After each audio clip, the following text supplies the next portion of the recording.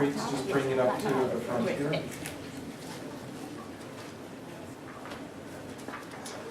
So good morning again. Welcome to the last day of the FreeSurfer course.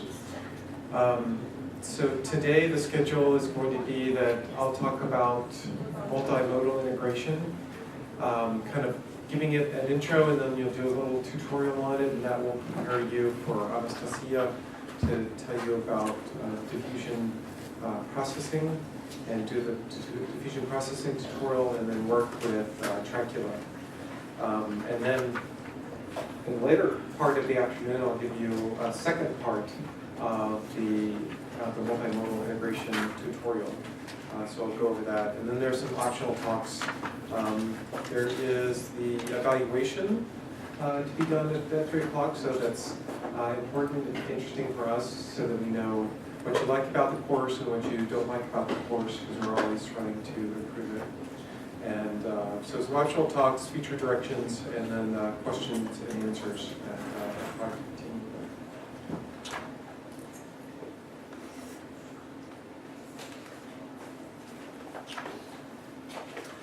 So this part is about multimodal integration. So up until now, the only thing that you've dealt with has been structural information. So this is the T1 weighted image that you send through FreeSurfer. You get all of this anatomical information, thicknesses, volumes, surface areas, that kind of thing.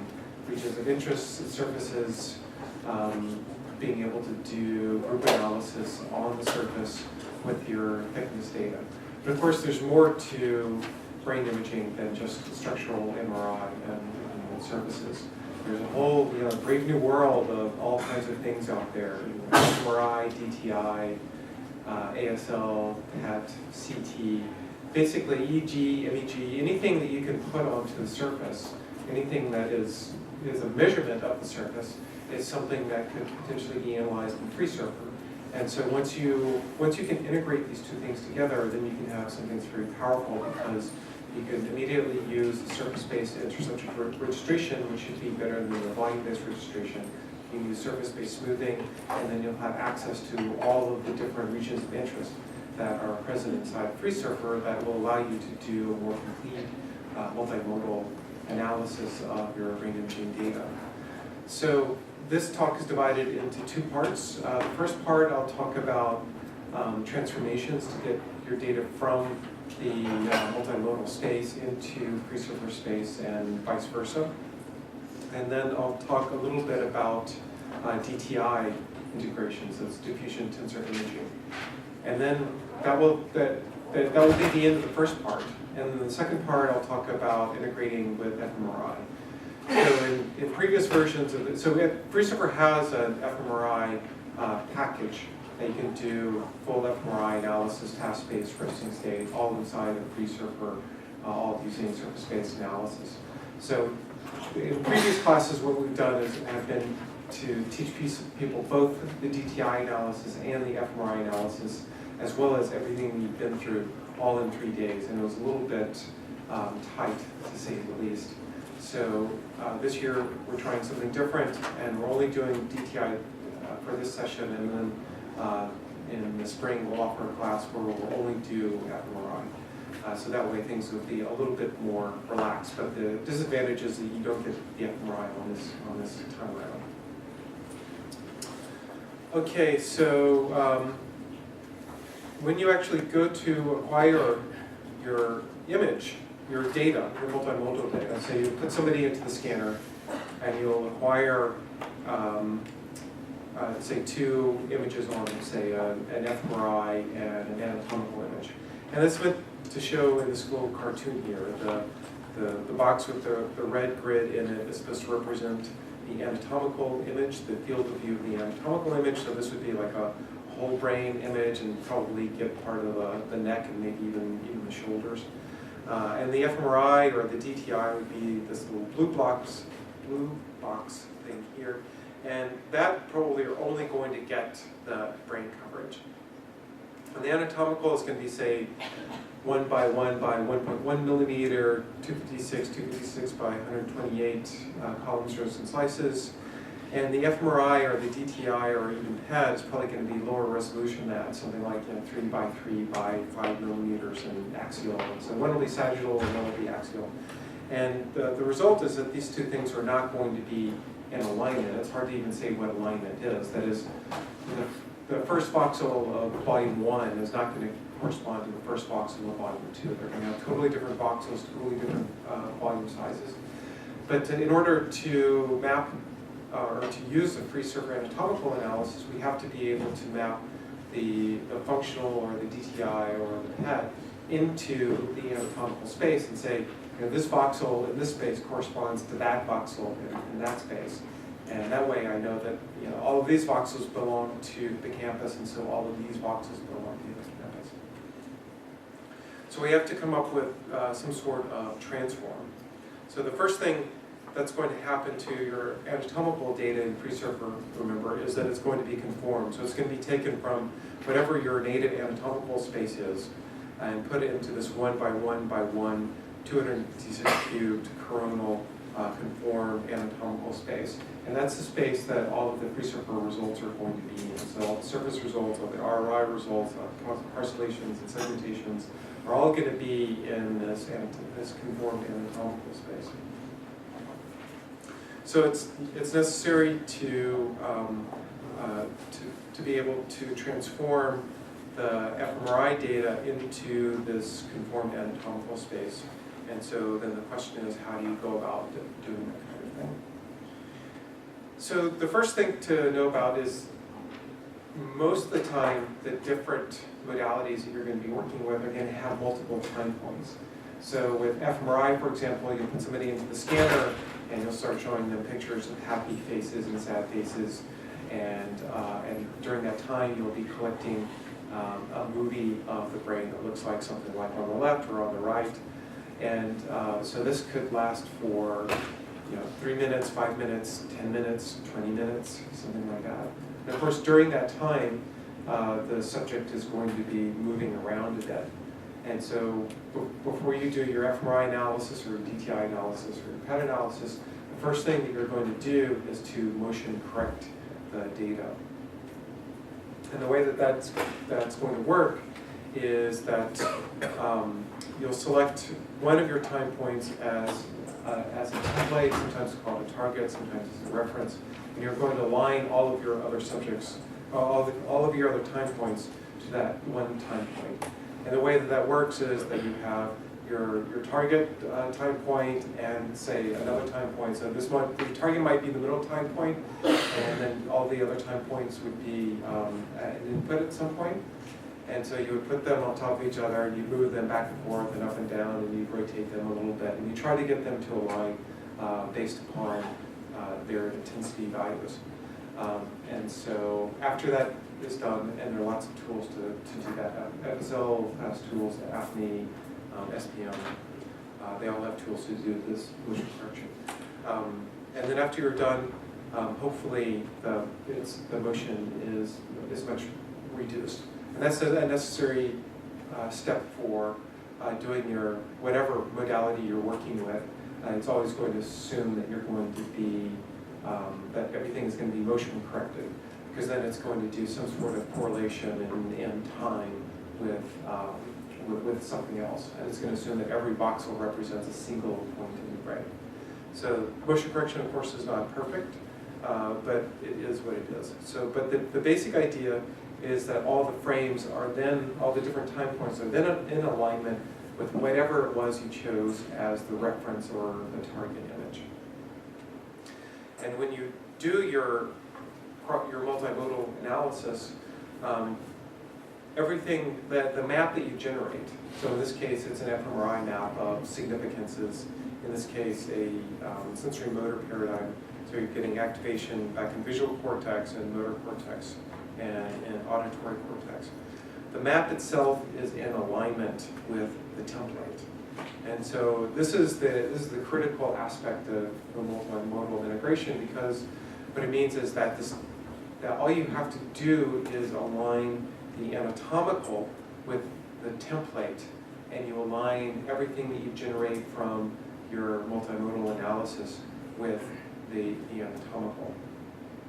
So to say that again, you have a template, and whatever map you generate from your multimodal analysis is going to be in alignment, voxel for voxel alignment with that template. So all I have to do is take that template and align it with the anatomical, and then I automatically align any map I create from the multimodal analysis with the anatomical.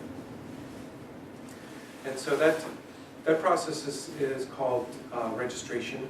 So here I have on the left the anatomical image, and you can see the green line in there. That's the gray-white boundary that was generated by FreeSurfer. And without registration, if I just try to superimpose the functional with the anatomical, you can see that the green line does not line up well with the underlying functional image. And so if I didn't do anything at this point, this surface then, say motor cortex, which is maybe like here, would be mapping to the middle of the white matter at some point. So if it's going to be well aligned, then you can see, like in this case, that the green line appears to be hugging the boundary between the gray-white border in the cross-modal image. So often with these cross-modal images, you don't have very good gray-white contrast, or you don't have very good resolution, and so it can be difficult to see what the anatomy is in there. But it's still possible.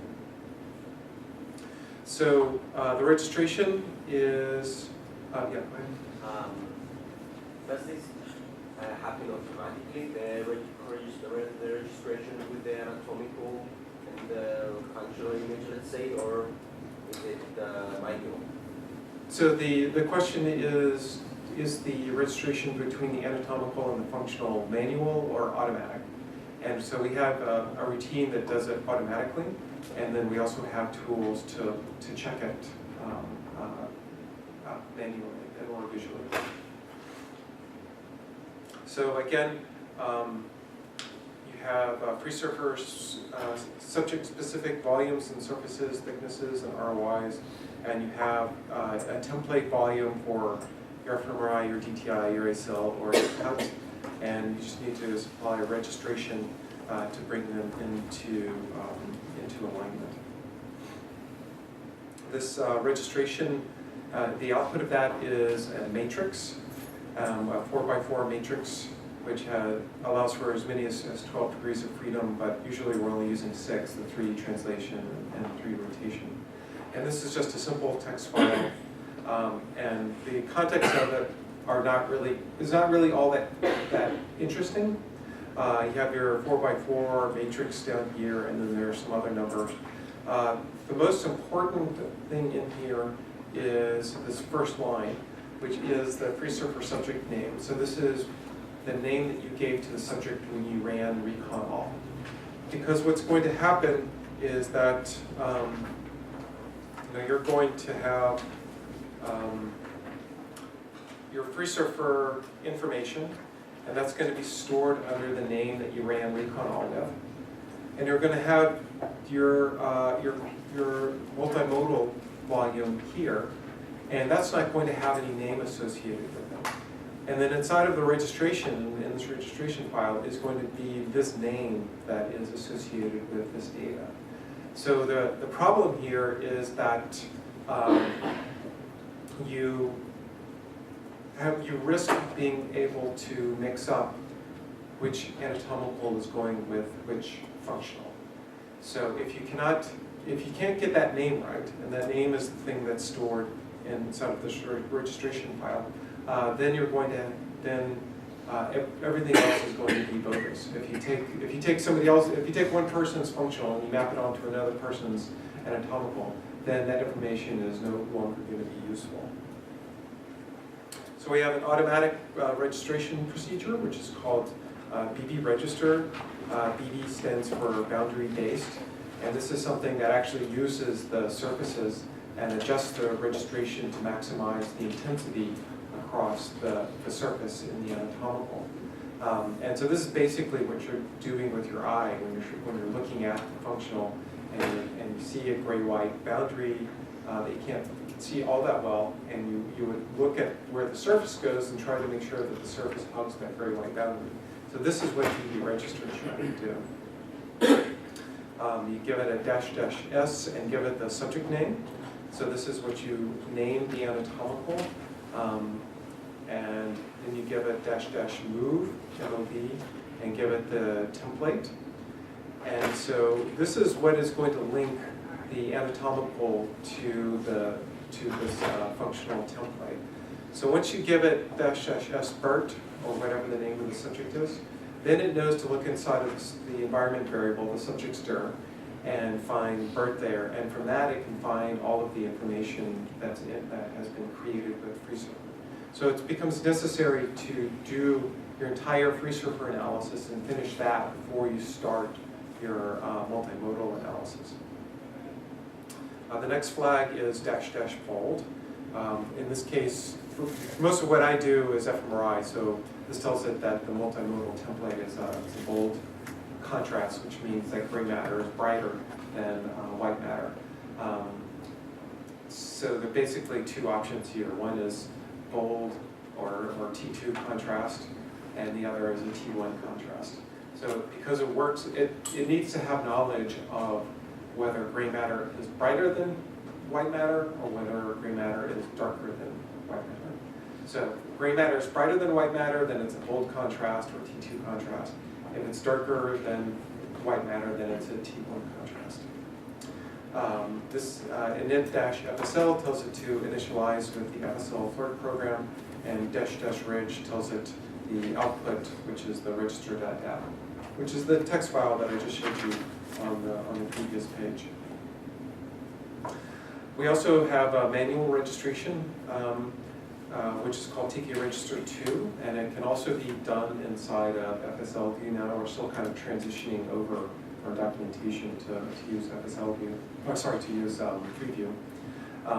But the command is fairly similar, where I give it --move, and I give it the multimodal template that I gave it before. I give it the register.dat, and I tell it to load in the surfaces. And so you notice that I don't have to give it the name of the subject here, because the name of the subject is already in this register.dat file. And this is the interface for TK Register 2. And you'll be working with this a little bit during the tutorial. When I first drew up these slides years ago, this was something that was really necessary to check and maybe even repair the registration. But since we started using BB Register, this is something that you hardly ever have to do anymore. But it's good to be able to check it. It's good for your education to know what a registration is and what it looks like. So this is the interface that allows you to directly visually inspect how good the registration is. So you would bring up, you have this control window, and you would actually have a single window, and you'd hit this compare button, and it'll take you back and forth between the anatomical and the functional. And this green line here of the surfaces will always be there.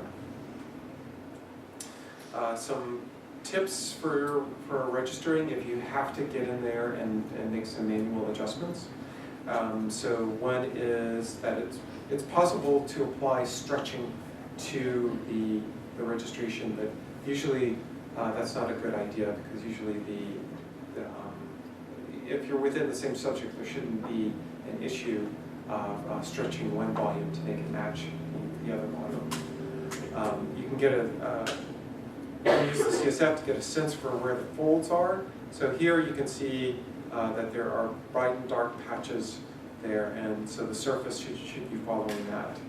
Avoid using V0 distortion regions, so like right in the front of the brain or in the medial temporal lobe is where the V0 distortions are for fMRI. Avoid using ventricles in the middle of the head, because ventricles, you want to make sure that the surfaces are aligned enough, the ventricles are aligned. At the edge of the brain, this kind of looks like things are out of registration here, because you can see that the surface is just barely sticking out outside of the brain. This is the gray-white surface, so it shouldn't be, it shouldn't be near the edge of the brain. And so that has the appearance of being misregistration, but in reality, if you really brighten everything up, you can see that there's actually tissue beyond there. And it's just a property of the fMRI acquisition that you end up losing some signal near the edge of the brain. As I said before, you want to make sure that you have the same subject is the anatomical and functional. It can be surprisingly hard, even though people's brains are very, very different. You know, in general, grossly, they kind of look about the same. And you know, these registration programs will actually do a pretty good job of registering one subject's brain to another subject's brain. And if you just bring it up and kind of phone it in and just kind of look at it, then it might not be obvious that that the functional is from one subject and the anatomical is from another subject. And this can be a fairly easy thing to get wrong, because you don't necessarily know when you go to run BB register, like whose functional is this? And you can easily type in the wrong name, for example. Left-right flips aren't such a big deal anymore now that people are using NIFTY, and NIFTY has information of which side is left and which side is right. But that's also something to be aware of. So how do you know when you have a different subject or you have a left-right flip? You cannot get the surfaces to line up properly with the gray-white boundary. So as I mentioned before, we have BB register, which is the automatic registration, and we also have things to interface with FSL and with SPM as well, but those registration routines. And if you're an FSL user and you want to interface FreeSurfer with your FSL analysis, then we have a whole bunch of tools that will facilitate that, one of which is Reg feed to it, which will go off and do it knows all about the FSL directory and can extract out the template volume automatically, and will, for registration, we have other tools that will map the feed analysis into the FreeSurfer space or the FreeSurfer space into the feed analysis. TICA Register 2 is used for manual registration. And then we have these 4 programs which are used for transformations. And these are basically all the transformations that you want to do. So what are the kinds of things you would want to do? You can take your volume, say your fMRI volume, and map it onto the surface. You could take your fMRI volume and map it into the anatomical volume. You could take a label and map it, a FreeSurfer label, and map it into your fMRI volume. Or you could take a surface even and map it into a volume. So you could take the FreeSurfer surface and map it in and transform it into an actual binary volume in the fMRI space itself. So between these 4 programs, and maybe a couple of others, you should be able to do a full multimodal integration going from your multimodal space into the anatomical space, or the anatomical space into the multimodal space. So in the first tutorial, you'll work with integrating DTI into the FreeSurfer space. So you'll view the fractional anisotropy, for example, and on subject anatomical volume.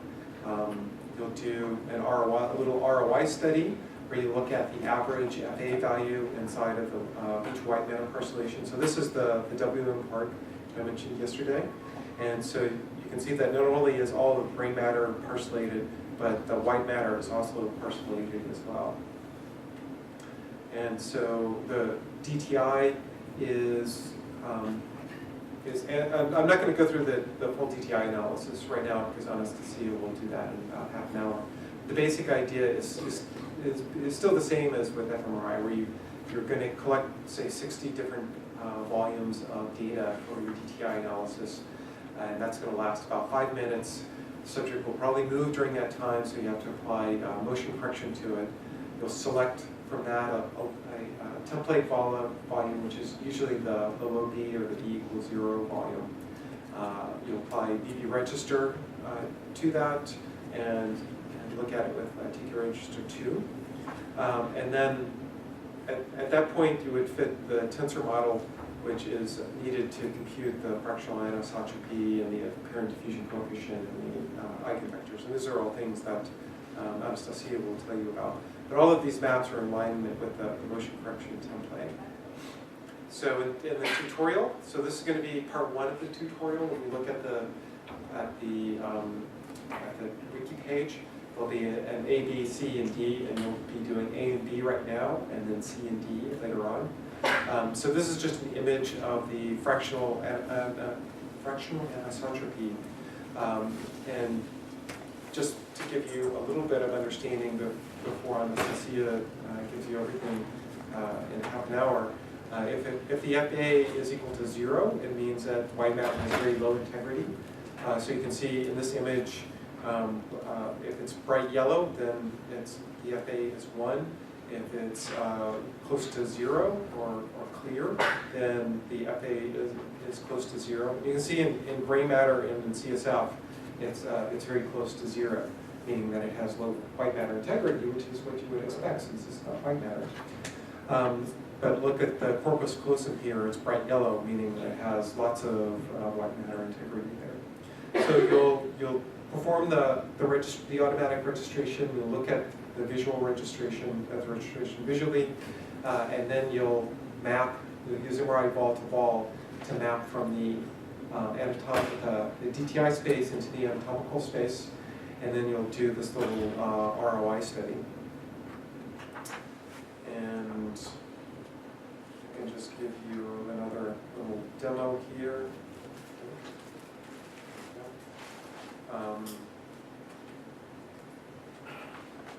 So this is the TK Register 2 window. I can hit the compare button and flip back and forth, but the green line stays there all the time.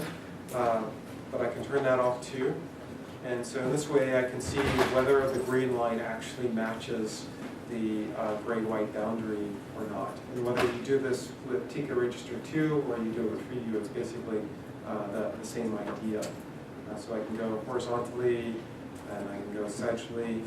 And if it were the case that I didn't like this registration and wanted to adjust it manually, then there are facilities to be able to move this thing up and down. I can move the translate down and I can write it down, stuff like that. So in the tutorial, you'll be asked to run the automatic registration and to pull up this tool to do the visual inspection.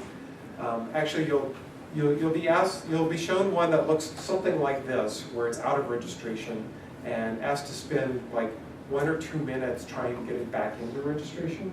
And the goal here isn't really to try to get it perfect, because that would be silly because we have an automatic routine to do it. So don't spend more than like a couple of minutes sitting there playing with the bells and whistles trying to get this thing back into registration. The purpose is just for you to see what the registration is and that it's not such an easy thing to do by hand.